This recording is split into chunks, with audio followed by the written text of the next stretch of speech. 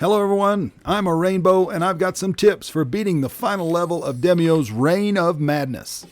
This is not the hardest final level that Resolution has ever put out. That title still belongs to the Rat King. However, it does hit the sweet spot between fun and challenging. You just need to be prepared for the Elven King shenanigans. Let's jump right in and get started. The map and the start location are always the same on the final level. All of the enemy spawn locations are randomized. If you take a top-down view, the map is easily divided into 3x3 squares separated by walls. You're going to want to pay attention to those squares and your location relative to them. Victory or defeat might just depend on where you're standing. On the very first turn, after you've moved, the king will summon a pair of giant spectral hands.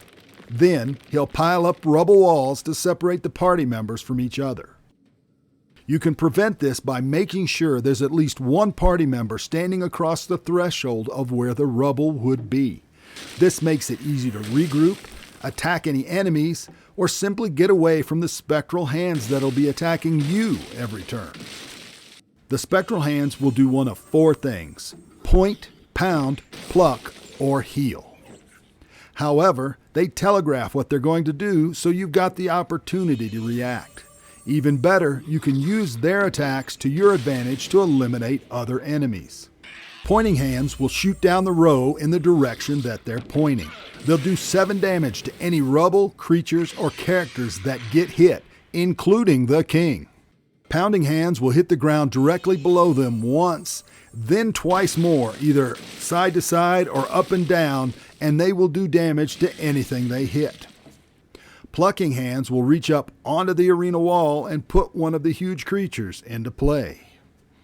A healing hand will heal 4 points of damage to the Elven King. Most of the time you can simply avoid the hands.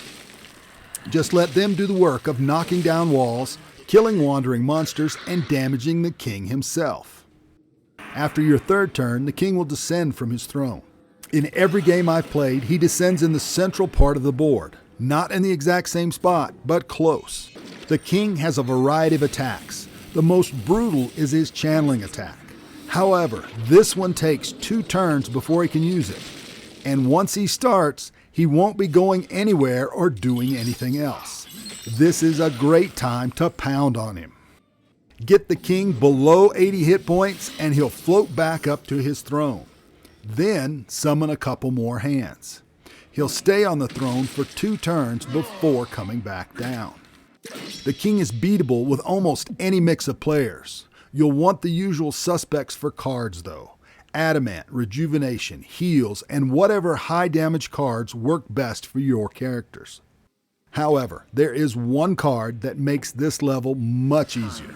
That's Ralma's Wrecking. This card does 15 damage to the king, 5 damage to every other enemy on the entire board, and will disable any hands that are in play. To get Ralma takes a little preparation. You've got to find the beggar on level 2 and trade him a Rejuvenation. That's the good stuff. This is well worth the effort. What I need.